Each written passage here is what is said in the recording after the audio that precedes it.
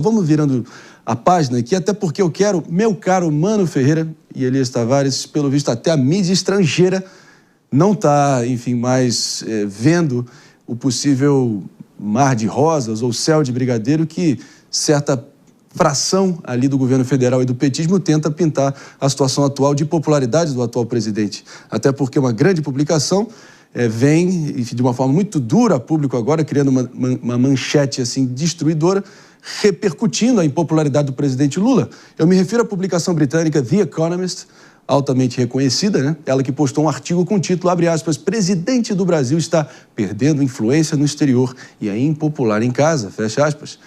Meus amigos, segundo a publicação, a vitória da direita é certa em 2026 se a oposição se unir em torno de um nome para representá-la. Aí que mora realmente o perigo de, não sei, vamos ver se vai ser mais uma reedição daquela fogueira de vaidades, muito ego para pouco voto, muitas pessoas postulando essa posição de intérprete da direita pós-Bolsonaro. E no momento onde, agora sim, estamos de volta para recepcionar os ouvidos atentos de todo mundo sintonizado na Rede Jovem Pan de Rádio, Morning Show a todo vapor. Vou acionando aqui Elias Tavares, então, para começar aqui, está com a gente, especialista na ciência política, na gestão pública. Tua leitura aí desse movimento da The Economist, que tem uma relação engraçada com o nosso país, né? Parece que a The Economist, qualquer manchete, qualquer capa que ela produzir, parece que é quase que um marco na vida política nacional do Brasil. Vide as famosas capas ali do Cristo Redentor, pegando um foguete e voando, depois ele rodopiando de volta como se estivesse dando tudo errado nos anos Dilma. Enfim, eis que vê a The Economist sendo esse árbitro involuntário da vida nacional brasileira. E aí? Hoje a gente tem o desprestígio do presidente, ele não é só internacional, ele é nacional, ele é estadual, ele é municipal e até dentro dos sindicatos, né? A gente vê essa fragilidade do governo, que viveu muito tempo, principalmente os primeiros anos, né? E vamos pensar no auge do governo Lula, o Lula 1, Lula 2, o Lula 3, a gente não começou ainda, né? Talvez não comece, mas era um governo muito baseado em imagem, né? Daquele operário que chegou ao maior cargo público do país e que rodava o mundo com essa imagem, né? Agora, depois de todo esse período, a gente tem muita coisa que aconteceu, a gente teve prisão, a gente teve reeleito, a gente tem uma economia que não está ajudando o governo dessa vez agora não sabe mais se comunicar, a forma como ele se comunicava lá há 20 anos atrás é totalmente diferente como o período atual. Então, assim, o que traz é justamente a imagem real que a gente enxerga aqui no nosso próprio país, né? Simplesmente não só a nacionalização, mas também agora a nível internacional a gente vê essa fragilidade que expõe uma dificuldade muito grande da esquerda, embora com um único candidato para o ano que vem, expõe essa fragilidade. E bem colocado aqui, né? A gente percebe cada vez uma facilidade do centro-direita ter um nome forte ou alguns nomes para o ano que vem, né? The Economist é uma espécie de porta-voz ali das elites globais, né, Mano Ferreira, tratando com desprezo essa disposição do presidente Lula de dar pitaco, meter o bedelho e querer se portar como um Mandela reencarnado, chancelando os grandes conflitos globais, né?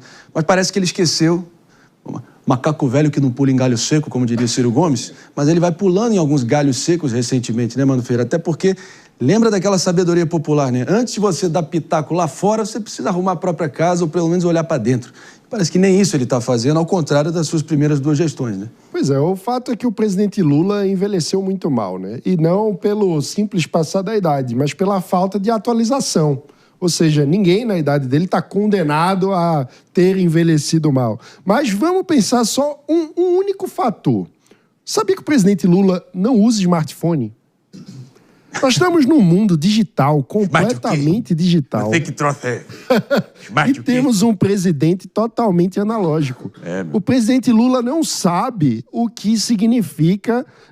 Ele gravou um podcast outro dia, deu uma entrevista, se queixando como é que a pessoa está caminhando e está com o celular junto. Ele não entende a quantidade de aplicativos, de questões que ajudam a gerar dados, que fazem parte do cotidiano de todos nós. Um parêntese muito rápido, acho que a maior frase que encapsulou esse sentimento, essa coisa meio jurássica analógica, foi quando ele disse que história é essa de inteligência artificial? Nós precisamos de inteligência brasileira. Como se fosse um contraste, ou como se fossem duas coisas excludentes. Mano Ferreira. Não, pois é, mas imagine a pessoa que não entende por que alguém caminha, faz exercício com o celular, não entende nada sobre o mundo de hoje. E infelizmente, esse é o retrato do presidente Lula. Ele está completamente desconectado da realidade do mundo que nós vivemos. O mundo mudou totalmente e o presidente segue como se estivesse no século XX. Mas agora é aquilo, né? Não tem boom de commodities dessa vez, não tem ali a locomotiva chinesa ali crescendo e aparecendo. Muito pelo contrário, gastos desenfreados, enfim, contas públicas ali em frangalhos, e a trajetória da nossa dívida e déficit indo rumo ao despiandeiro, né, Mano Ferreira? Eu quero trazer esse elemento aqui para você me ajudar a trazer esse retrato de momento. Hoje o programa vai ser importante para fazer aquele grande raio-x econômico aqui. Até porque o setor público registrou um déficit de 33 bilhões e 700 milhões de reais em maio, né, Mano Ferreira? Isso tudo segundo o relatório do Banco Central. Procede? E o que isso, na prática, reflete na situação política eleitoral do presidente Lula e na situação financeira do povo brasileiro? Vai que é sua. Exatamente. Na prática, tentando ir para os finalmente aqui, o Brasil tem uma trajetória de gasto público completamente insustentável. O nível da dívida sobre o PIB, ou seja, o quanto que a nossa dívida tem relação com a capacidade do país de gerar riqueza, é muito acima dos países que têm o nosso perfil de renda. A gente tem dívida de país rico, sendo um país pobre. E isso é completamente insustentável e preocupante. É por isso que nós temos a maior taxa de juros. É por isso que nós temos uma dificuldade extrema de controlar a inflação, porque o gasto do governo é incompatível com o nível de renda que o país possui. E isso está muito longe de ser sequer endereçado pelo governo, que acha que para resolver o problema basta aumentar a arrecadação, aumentar imposto. Mas é aquela história. Se o governo gasta mais do que a própria economia consegue produzir, não tem imposto. É a história de tentar tirar o leite da vaca que está desnutrida. Não vai ter leite. Não tem leite. Acabou o leite, Elias Tavares. Vamos com o David de Tarso, também está esperando pacientemente para a gente aqui diluir bem aqui a participação de todos. David, por favor. Não, sem dúvida, Marinho, e vai de encontro na fala do Mano sobre essa questão do presidente ser analógico, porque ele não traz elementos na sua governança em relação à inteligência artificial avançar no cruzamento de dados para saber onde que o recurso está sendo mal empregado e a contratação de funcionários que não são necessários para cargos públicos. Então, se a gente diminuir a máquina pública, automaticamente a gente vai ter menos gastos, mas não, parece que a gente não quer, o atual presidente não quer ver isso como um formato de que, olha, eu preciso de pessoas, quanto mais pessoas estiver trabalhando melhor, porque eu consigo articular mais e dessa maneira que eu vou fazer o meu governo. E a gente vê o país realmente avançando cada vez mais para o abismo, porque a gente não vê uma projeção de melhora. E quando perguntado sobre a questão da reforma administrativa, que é tão importante para o nosso país, tanto ele quanto o nosso ministro da Fazenda, Fernando Haddad, que se pronunciou recentemente, inclusive a gente mostrou aqui no Morning Show ao vivo, dizendo, vocês têm esse fetiche pela questão da reforma administrativa. Então a gente não vê nenhuma projeção em relação, olha, nós vamos cortar gastos, nós vamos fazer uma reforma administrativa e dessa maneira a gente vai conseguir realmente fazer com que o país evolua. A gente está no século XXI, completamente tecnológico, mas a gente não vê avanço nenhum nesse sentido. Então a gente precisa avançar e para avançar a gente precisa acompanhar a atualidade. Claro que isso tem, enfim, um impacto direto ali na trajetória de crescimento dos juros, que vai subindo. Cada ponto da Selic é realmente um impacto colossal, gigantesco aí na sanidade das contas públicas e também na capacidade do cidadão se virar. Mas eu quero acionar o Rodolfo Marins aqui também, até para a gente seguir repercutindo o que esse rombo pode representar. Isso sem esquecer também do endividamento avassalador do povo brasileiro, algo em torno de 76,1% nessa altura, né? O que é bem representante, né? Mais de 70% da população vive endividada. Ou seja... 76,1% do PIB que fica. Olha só, que loucura, tá? E entre esses aí, a grande maioria ganha até 2 salários mínimos. A gente vê essa gastança total aí do governo, que na verdade é um tapa na nossa cara, um tapa na cara da sociedade, e pouco se fala sobre o nosso salário mínimo. pouco se fala sobre o nosso salário mínimo. Eu me envolvo muito em questões humanitárias e quando eu vou conversar com as pessoas dentro das comunidades, ele é um verdadeiro milagre. É um verdadeiro milagre o que essas pessoas fazem ganhando tão pouco no nosso país. Isso reflete a impopularidade do nosso atual presidente da República, que agora, como diz o meu amigo aqui, meu colega de bancada, não só aqui no Brasil, mas também internacionalmente. Muito também pelas alianças que ele vem formando ao longo da sua governança. Por exemplo, ele se aliou com a China, ele já se posicionou na Rússia e está sempre pautando coisas e principalmente, né, falando contra os democratas, falando contra os Estados Unidos, se mostrando contra Israel. Ou seja, de alguma forma a impopularidade dele vai crescendo cada vez mais, o que dificulta ainda mais para ele uma corrida eleitoral em 2026. Na verdade, nós já estamos, né, na corrida eleitoral. Julho é onde começa de verdade toda essa campanha para 27 e agora vai ser um Deus nos acuda nessa campanha para 2027 do atual presidente da República. Elias Tavares, eu queria trazer aqui também, se me permite, queria a tua opinião em cima do fato que pelo 6º mês seguido, se não bastasse também esse diagnóstico aqui amargo da situação fiscal atual brasileira, pelo 6º mês seguido, pessoal, a inflação do Brasil deve ficar acima do teto de 4,5%. Por isso, claro, o Banco Central vai se preparando também para divulgar uma nova carta aberta ao ministro da Fazenda, Fernando Haddad, explicando os motivos do descumprimento da meta. Então, enfim, acho que essa usina de argumentos e de maquiagens retóricas e de veja bem e terceirização de culpa, isso não é comigo, eu acho que, pelo menos nesse sentido, as engrenagens aí da pasta da Fazenda estão bem ali lubrificadas e vão conseguir entregar, como sempre, um festival de isso não é comigo, né? Sempre tem esse jogo de empurra, né? Inicialmente falava-se até que a culpa era do presidente do Banco Central, que não era alinhado ao governo, não tinha sido indicado pelo presidente, né? A grande verdade, né, Marinha, é que quando a gente vê o governo levando a surra que levou, né, na aprovação do IOF, da derrubada do IOF, você percebe que é um governo totalmente isolado. 98 deputados apenas votaram a favor do governo, o que significa 20% a menos do Congresso. 11 vice-líderes do governo votaram contra também. Então, assim, o que mostra que o governo tem uma oportunidade, não? Uma janela de oportunidade, na minha opinião, muito interessante. Porque precisa cortar gasto. O governo acha que fazer boa gestão é gastar. Não, não é. É gastar pouco e gastar bem.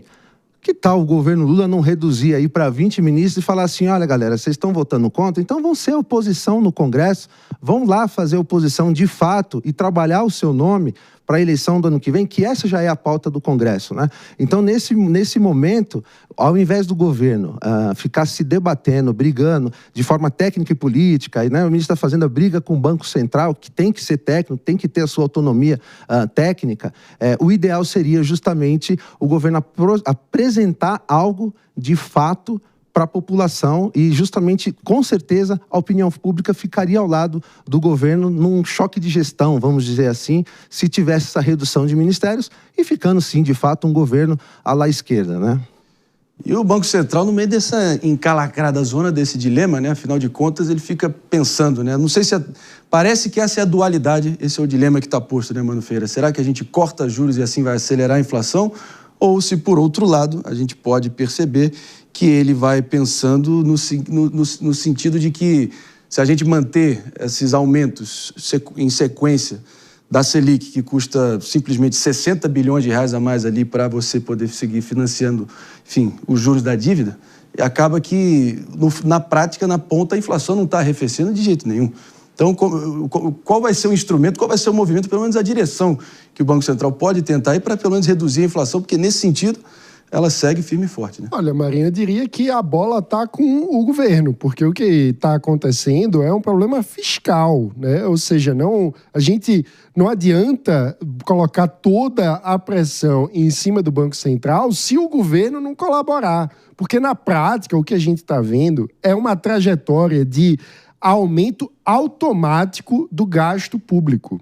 E isso que as pessoas precisam entender. E esse debate é complexo. Por quê? Porque o principal fator que faz com que o gasto público cresça automaticamente todos os anos numa trajetória completamente insustentável é o aumento automático do salário mínimo. É isso. Sabia que a cada R$1 que você aumenta de salário mínimo, eu vou até pegar aqui o dado para não falar besteira, mas são bilhões a mais por ano que isso significa. A cada R$1 de salário mínimo, você gera 380 bilhões de reais de impacto nos custos do governo no ano.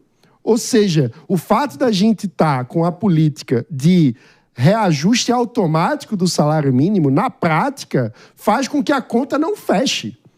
E isso é algo muito difícil de um governo do PT parar e dizer, olha, essa política não está bem, não está funcionando. E por que isso acontece? Porque o salário mínimo está indexado com a série de outros gastos, por exemplo, da Previdência. E quando você olha no Brasil, a maior parcela dos gastos públicos são folha de pagamento do governo e Previdência juntos. Então, se a gente não atacar esses temas, que são temas difíceis, são temas complexos, são temas muitas vezes impopulares, não haverá solução. Continuaremos num caminho insustentável. E no meio dessa trajetória insustentável, desse mar de falta de solução, desse deserto, melhor dizendo, a queda de braço em torno da derrubada do IOF, a manutenção do aumento do IOF, que virou a grande batata quente política ali em Brasília nesse último mês, realmente parece ainda não ter acabado, pessoal. Acredite se quiser. Isso porque, num post no Instagram, o presidente da Câmara, Hugo Mota, negou ter traído o governo federal ao aprovar a derrubada do decreto. Proponho que a gente ouça aqui do próprio presidente Hugo Mota exatamente o que ele falou. Vamos conferir. O capitão que vê o barco indo em direção ao iceberg e não avisa, não é leal, é cúmplice. E nós avisamos ao governo que essa matéria do IOF teria muita dificuldade de ser aprovada no parlamento. O presidente de qualquer poder não pode servir a um partido, ele tem que servir ao seu país. Fala dura, contundente, também tentando, enfim, pelo menos da visão dele, quem é que merece o ônus de cobrança e fiscalização de todos nós. E aí, te convence? Rodolfo Maris. Olha só, nós aqui falamos que não foi do dia para a noite isso. O governo não foi pego de surpresa, coisa nenhuma. É uma questão de narrativa, pelo simples fato de não emplacar isso lá nas duas casas, tanto no Senado quanto na Câmara dos Deputados. O governo veio com uma narrativa de que foi injusto, que foi no apagar das luzes, que não avisaram, muito pelo contrário. Ele vem agora a público, o Hugo Mota, dizendo, olha só, nós não fizemos isso. Agora eu quero ver o contraponto do governo. E aí, vamos fazer aqui o momento de prognóstico aqui, de futurologia política, conhecendo as peças, os personagens envolvidos, qual vai ser mais ou menos a linha que a gente pode esperar dessa contraposição aí do governo federal desde de Tasso? Não, o que o governo fez que foi uma traição de fato, né? Porque na base da canetada queria estipular o IOF e outras medidas também que vão gerar reflexos lá na frente. Hoje deve ser anunciado o Plano Safra, por exemplo, 2025-26.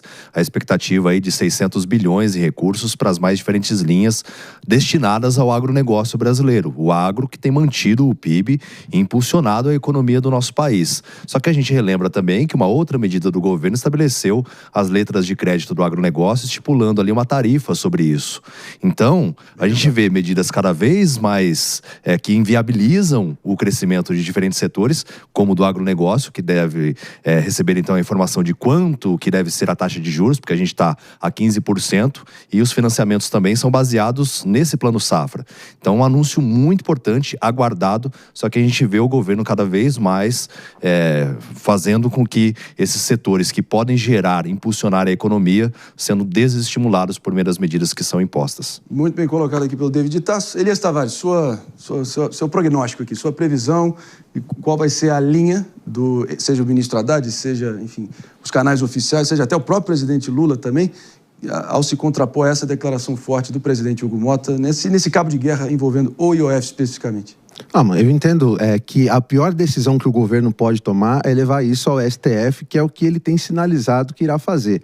Do ponto de vista legal, Marinho, não cabe a gente discutir se é possível ou não, até porque isso é uma discussão jurídica. Sim. Agora, no ponto de vista político, é assinar um cheque de que, olha, sou incompetente, não tenho a mínima capacidade de negociar com o Congresso, não tenho capacidade de negociar com o Senado, não tenho capacidade de negociar na Câmara. Fica essa conta para o governo, que tenta levar na narrativa. E aí eu entendo que também vão colocar muito na narrativa que já está sendo utilizada, que é, nós contra eles, mais uma vez. Ou seja, olha, estão defendendo os ricos, e não se trata disso, trata de igualdade. Até porque se a gente pensar no IOF, que também incide em cartão de crédito, a gente tem uma população que utiliza da ferramenta de crédito muito grande no país, que é justamente a classe mais baixa. Então, não cola essa pecha de nós contra eles mais uma vez do governo, e o governo fica perdido de novo. Meus amigos.